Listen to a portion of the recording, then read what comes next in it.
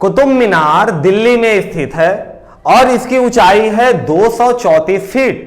और आपको बखूबी ये बात पता होगी कि कुतुब मीनार की नींव रखी थी कुतुबुद्दीन ऐबक ने और उसको पूरा किया था इल्तुतमिश ने, जो कि कुतुबुद्दीन ऐबक का ही गुलाम था।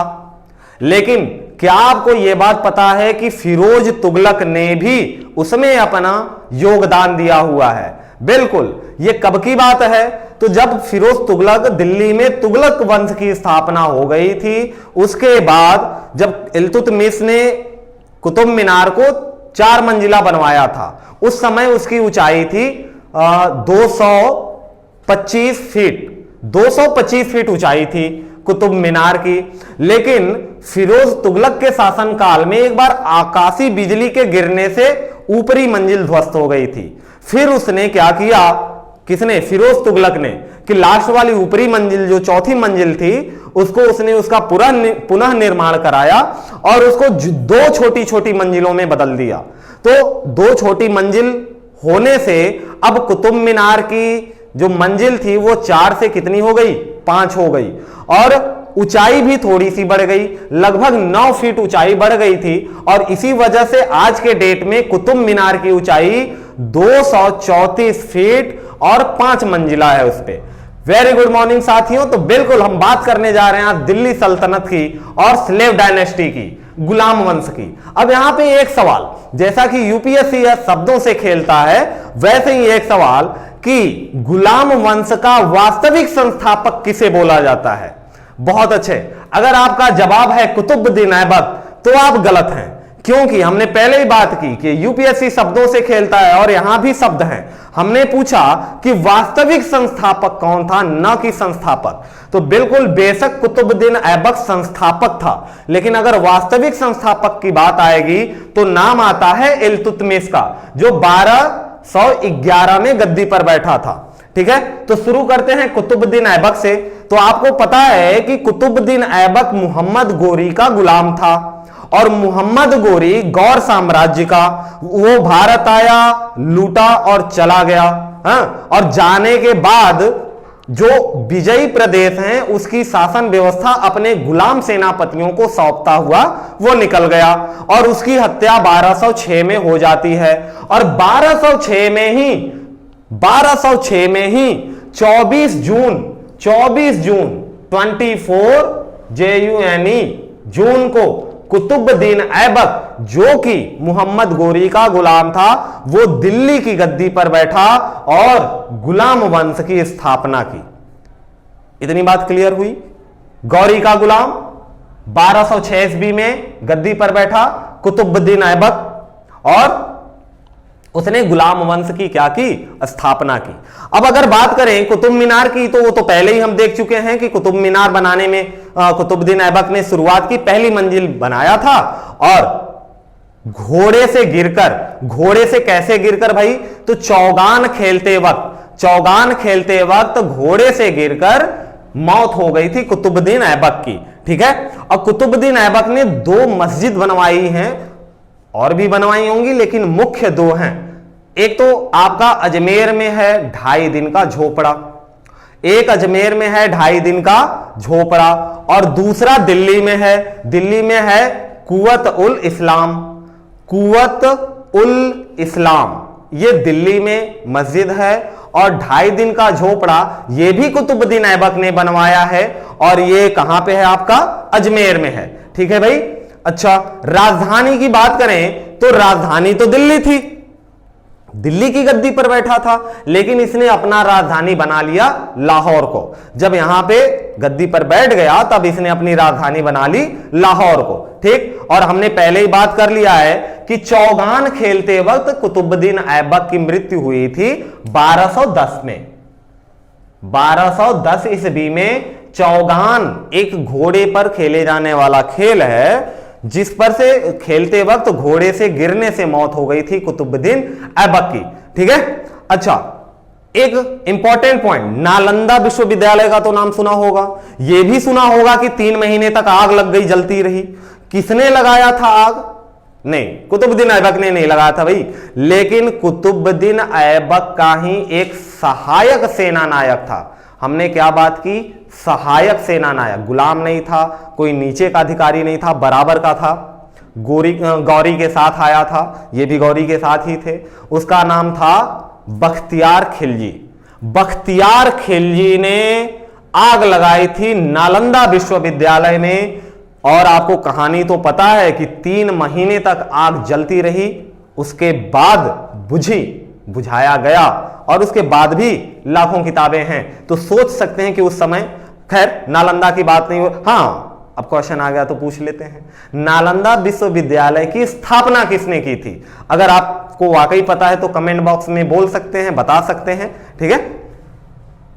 इसका जवाब वीडियो के आखिर में हम खुद देंगे, लेकिन अगर आपको पता है तो कमेंट करके बता सकते हैं कि हाँ भाई आपको पता है। खैर, बात हो रही थी कुतुबुद्दीन ऐबक की, तो इसकी मृत्यु तो हो गई 1200। अब इसका पुत्र था एक आराम शाह, लेकिन आराम शाह एक अयोग्य शासक था। कुतुबुद्दीन ऐबक का पुत्र आराम शाह एक अयोग्य शासक था। 8 महीने तक इसने बस राज्य किया। कितने महीने तक? 8 महीने तक। और इल्तुतमिश ने 8 महीने के बाद यानी 1211 में ही, 10 में तो ये निपट लिया, आराम शाह आया गद्दी पर। 8 महीने बाद 1211 में इल्तुतमिश ने हत्या कर दी आराम शाह की। इल्तुतमिश गुलाम था कुतुबुद्दीन ऐबक का, यह भी गुलाम था। कहा जाता है वो राजा जो गुलामों का गुलाम था, ध्यान दीजिएगा, वो राजा जो गुलामों का गुलाम था। तो इल्तुतमिश है वो राजा जो गुलामों का गुलाम है। क्यों? कुतुबुद्दीन ऐबक गुलाम गौरी का, और इल्तुतमिश गुलाम कुतुबुद्दीन ऐबक का। ठीक है भाई, सॉरी, इल्तुतमिश कुतुबुद्दीन ऐबक का, हाँ सही बात। अच्छा, इल्तुतमिश के लिए ज्यादा कुछ तो है नहीं, लेकिन यह तुर्क का सरदार था। 2-3 मेन पॉइंट हैं। पहली पॉइंट कि ये तुर्क का सरदार था, और कुतुबुद्दीन ऐबक का गुलाम तो था, साथ ही साथ दामाद भी था, दामाद। और ये चीज आप देख रहे होंगे बखूबी, बहुत सारे ऐसे हुए हैं जो गुलाम हैं, दामाद हैं। देखिए, गुलाम का मतलब ये नहीं कि हाथ पैर बांध के उनसे मजदूरी कराई जा रही है। गुलाम का मतलब ये हुआ कि जो उनके सैनिक हैं, जो उनके अंडर में काम करते हैं। क्लियर हुई बात? तो इल्तुतमिश, हाँ एक पॉइंट याद रखेंगे, और क्या कि जब चंगेज खान मंगोल का शासक था, और पूरे विश्व का सबसे बड़ा आक्रांता कौन है? चंगेज खान है। ये जब ख्वारिज्म के राजा जलालुद्दीन के पीछे पड़ा। ख्वारिज्म एक जगह का नाम है, ये भारत के आपके ऊपर वाले पोर्शन में, यानी नॉर्थ और वेस्ट के पार्ट में, उत्तर पश्चिम के पार्ट में, पाकिस्तान से और आगे जाएंगे तब मिलेगा, अब तो नाम बदल चुका है। तो वहां का राजा था जलालुद्दीन। जब चंगेज खान ने अटैक किया उसके ऊपर, उसके राज्य के ऊपर, तो वहां से वो भाग के आ गया भारत शरण लेने। किसके पास शरण लिया? इल्तुतमिश के पास आया था शरण लेने, लेकिन इल्तुतमिश ने शरण देने से मना कर दिया। बोला कि भाई तुमको हम शरण लेके उनसे पंगा नहीं ले सकते। और यह सवाल आता है कि भारत में चंगेज खान का अटैक क्यों नहीं हुआ? देखिए, भारत में मंगोलों का आक्रमण हुआ है, चंगेज खान खुद मंगोलियन था, लेकिन चंगेज खान का स्वयं का आक्रमण नहीं हुआ, उसके बाद का आक्रमण हुआ है। चंगेज खान भारत आता, अगर इल्तुतमिश उसको शरण देता जलालुद्दीन को, लेकिन जलालुद्दीन को इल्तुतमिश ने शरण नहीं दी, तो चंगेज खान इधर आया ही नहीं, उधर से निकल गया। ठीक है भाई। अच्छा, इल्तुतमिश का जो पुत्र था उसका नाम है रुकनुद्दीन फिरोज। रुकनुद्दीन फिरोज ये भी एक अयोग्य शासक हुआ। बने बाप के बिगड़ी औलादे हैं ये भी। आराम शाह जैसा इनका नाम था आराम, और ये रुकनुद्दीन तो रुकझुन करते थे। इनका शासन इतना घटिया था कि जितने समय तक इनका शासन रहा, उस शासन में इनकी जो मां थी, मां का नाम है शाह तुर्कान, इल्तुतमिश की पत्नी, और रुकनुद्दीन फिरोज की मां शाह तुर्कान ही छाई रही। जब तक इसका शासन चला, रुकनुद्दीन का छाई रही कौन? शाह तुर्कान। लेकिन शाह तुर्कान के रवैये से या उनके प्रभाव से प्रभावित होके बढ़ते हुए वर्चस्व से घबरा के जो तुर्की अमीर थे, तुर्की अमीरों ने हटा दिया। किसको हटाया भाई? तुकरान को। इनका तो कुछ चल ही नहीं रहा था फिरोज का। तुकरान को हटा के गद्दी से किसको बिठाया? रजिया सुल्तान। और इस तरीके से रजिया सुल्तान पहली मुस्लिम महिला बनी थी जो राजा बनी। पहली मुस्लिम महिला शासक कौन बना? रजिया सुल्तान। और इनको किसने बिठाया? तुर्की के अमीरों ने बिठाया। अच्छा, हुआ क्या भाई आगे चल के हुआ क्या कि रजिया सुल्तान ने पर्दा प्रथा हटा दिया। पर्दा प्रथा हटाने का मतलब क्या हुआ कि एक कुलाह और चोंगा, कुलाह मतलब टोपी होता है, टोपी और चोंगा पहन के दरबार में आने लगी, मर्दों के वेशभूषा में। अब जाहिर सी बात है, बुरके में रह के राज दरबार का काम तो होगा नहीं, लेकिन ये जो तुर्की के अमीरों को ये बात बर्दाश्त नहीं हो रही थी।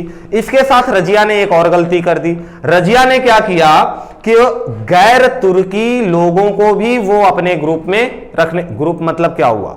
राज दरबार में अच्छे पोजीशन पे रखने लगी।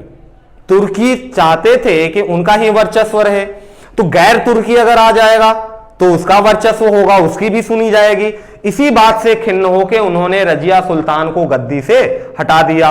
और रजिया सुल्तान के पति का नाम था अल्तुनिया। रजिया सुल्तान की शादी हुई थी अल्तुनिया से, ठीक है, अल्तुनिया। और रजिया सुल्तान शादी के बाद जब गद्दी से हटा दिया गया, उसके बाद उसने विवाह किया अल्तुनिया से, और उसके बाद एक बार फिर से प्रयास किया गद्दी पाने की, गद्दी पर बैठने की। कहां की? दिल्ली की गद्दी पर। स्लेव डायनेस्टी की बात हो रही है, तो दिल्ली की गद्दी पर फिर से अटैक करने की कोशिश की, लेकिन उसका हमला विफल रहा, सफल नहीं रहा। और इस वजह से, अच्छा, जब हमला विफल रहा, सफल नहीं रहा, अब तो आना जाना चांस खत्म हो गया दिल्ली सल्तनत पे बैठने का।